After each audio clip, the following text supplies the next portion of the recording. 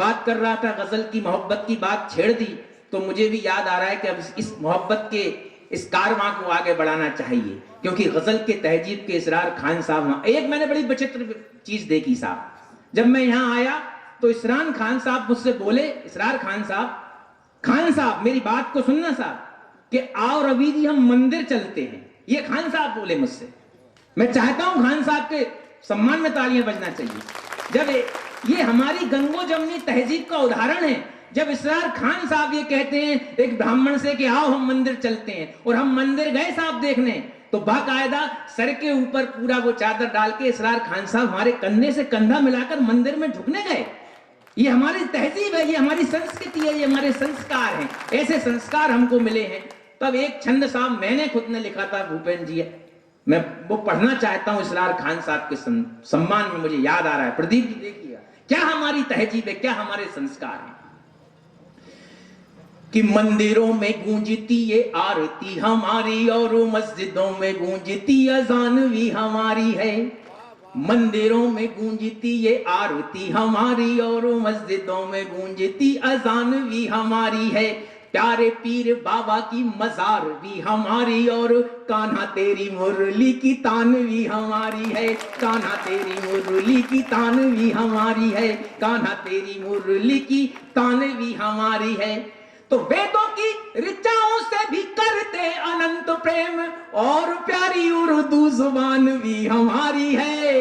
वेदों की ऋचाओं से भी करते अनंत प्रेम और प्यारी उर्दू जुबान भी हमारी है। इसलिए सदियों से सारे संसार में ही सबसे अनूठी पहचान भी हमारी है। सबसे अनूठी पहचान भी हमारी है। ये हमारे संस्कार हैं जिनको हम जीते हैं, इसलिए यहां तक हम आए हैं। ये इतने लोग बैठे हैं, ये संस्कार वाले लोग हैं, ये ईसागढ़ के लोग हैं। मैं चाहता हूं अपने सम्मान में एक बार जोरदार तालियां बजाएं। ये ईसागढ़ का संस्कार है। मुझे लग नहीं रहा कि यहाँ कवि सम्मेलन, कितनी शालीनता के साथ यहाँ पर कविता सुनी जा रही है। मेरा मन है, मैं बड़े सम्मान के साथ देश के एक लाडले गजलकार को आवाज देना चाहता हूं। भाई प्रदीप अवस्थी हमारे बीच में बैठे हुए हैं, जोरदार तालियों से उनका स्वागत।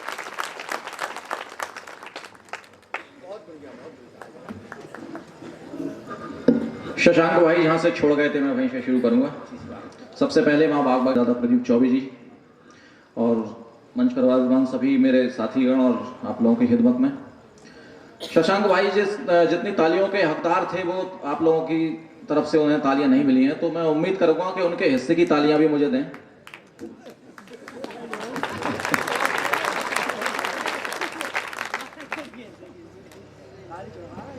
मैं जैसा कि हुक्म हुआ है गजल विधा का गजलकार हूँ, उसमें हास्य या दूसरी चीजें नहीं रहती हैं, तो मैं सीधे अपने विषय पर आता हूँ। और शशांक जी ने जहां से छोड़ा था मैं वहीं से शुरू करूंगा। प्रेम से वो छोड़कर गए थे तो मैं प्रेम से ही शुरू करता हूँ। गजल नाम ही प्रेम का है।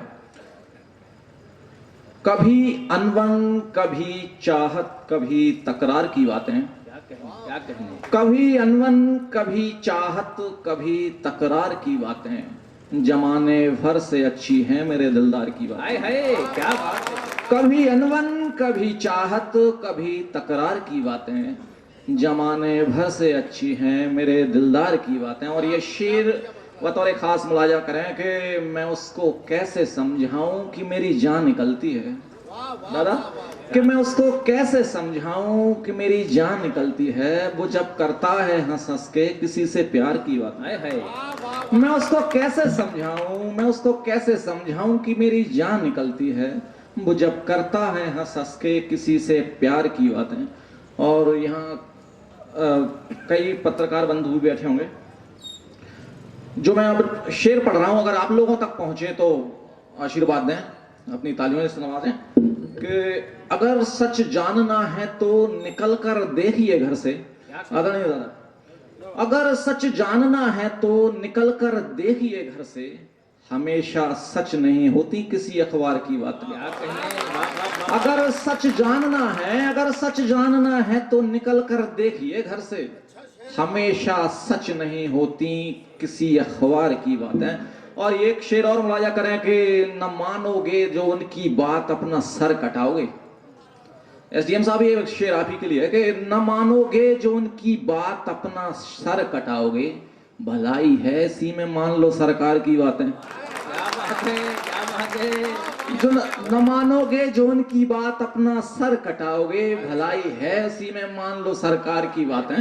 और एक शेर और देखें कि लगा रखा है एक पर्दा मैंने घर में उसूलों का, वाह, लगा रखा है एक पर्दा मैंने घर में उसूलों का, कभी बाहर नहीं आती मेरे परिवार की बात। अच्छा है, अच्छा है। लगा रखा है एक पर्दा मैंने घर में उसूलों का, कभी बाहर नहीं आती मेरे परिवार की बातें। एक गजल के कुछ शेर और मुलाजा करें, मुलाजा फरमाएं कि समसामयिक शेर है और आप लोगों तक पहुंचे तो आपकी तालियां चाहता हूं। रवि जी, आपके सुंदर कांड के बाद मैं थोड़ा सा रुख मोड़ता हूं अरे बिल्कुल बिल्कुल। कि बेवजह पत्थर उछाले जा रहे हैं। हाय हाय। अध्यक्ष साहब, शायद ये सारे शेर आप ही के लिए हैं कि बेवजह पत्थर उछाले जा रहे हैं, लोग अब घर से निकाले जा रहे हैं। हाय हाय। बेवजह पत्थर उछाले जा रहे हैं, लोग अब घर से निकाले जा रहे हैं, और बन रही हैं नीतियां जिनके लिए सब, तमाम हजरात जो बैठे हुए हैं, कि बन रही हैं नीतियां जिनके लिए सब, हाथ से उनके निवाले जा रहे हैं। हाय हाय, क्या बात है, क्या बात है। बेवजह पत्थर उछाले जा रहे हैं, बेवजह पत्थर उछाले जा रहे हैं, लोग अब घर से निकाले जा रहे हैं, और बन रही हैं नीतियां जिनके लिए सब, हाथ से उनके निवाले जा रहे हैं। और ये शेर रवि जी बतौर खास मुलाजा करें कि हो रहा क्या मुल्क में कुछ तो कहें वो, क्या बात, हो रहा क्या मुल्क में कुछ तो कहें वो, लोग क्यों सांचे में ढाले जा रहे हैं। अरे वाह वाह वाह। हो रहा क्या मुल्क में कुछ तो कहें वो, लोग क्यों सांचे में ढाले जा रहे हैं। और थोड़ा सा समय और लूंगा आपका। जी जी, स्वागत, पढ़िए आप। ये फिर वही प्रेम की गजल की तरफ मैं आपका रुख करता हूं।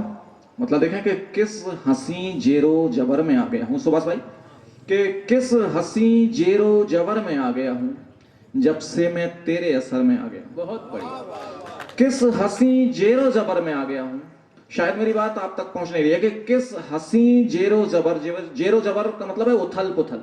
वाह। किस हंसी जेरो जबर में आ गया हूं, जब से मैं तेरे असर में आ गया हूं। और ये शेर देखें कि एक जरा सी बात क्या सच बोल दी है, हाय हाय। एक जरा सी बात क्या सच बोल दी है, बेवजह सबकी नजर में आ गया। अरे क्या कहने भाई, वाह वाह। एक जरा सी बात क्या सच बोल दी है, एक जरा सी बात क्या सच बोल दी है, बेवजह सबकी नजर में आ गया हूं। और शेर देखें कि एक नाजुक सा शेर। जी स्वागत।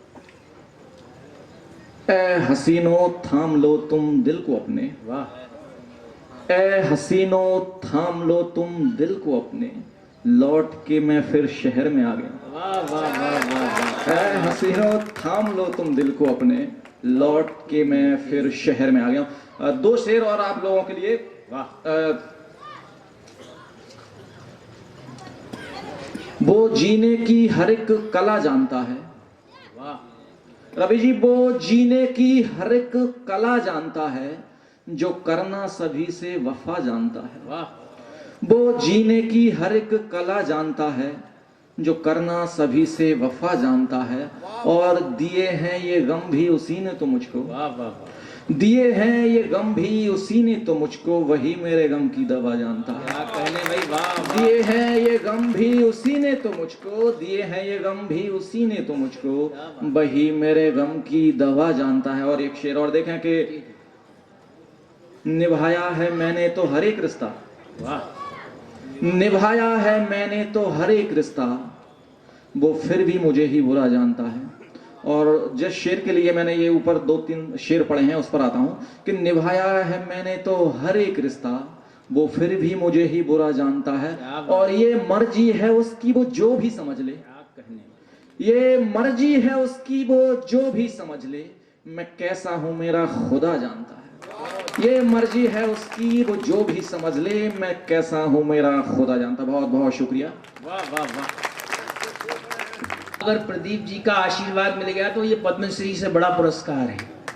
मैं बता दूं साहब आपकी जानकारी के लिए कि प्रदीप चौबे पूरे विश्व में एक हास्य कवि के रूप में जाने जाते हैं, लेकिन उनके अंदर एक श्रेष्ठ गजलकार रहता है जो गजल की बारीकी समझता है। अगर प्रदीप जी ने दाद दे दी तो निश्चित रूप से तुम्हारे शेर अच्छे हैं। एक बार जोरदार तालियां बजाइए।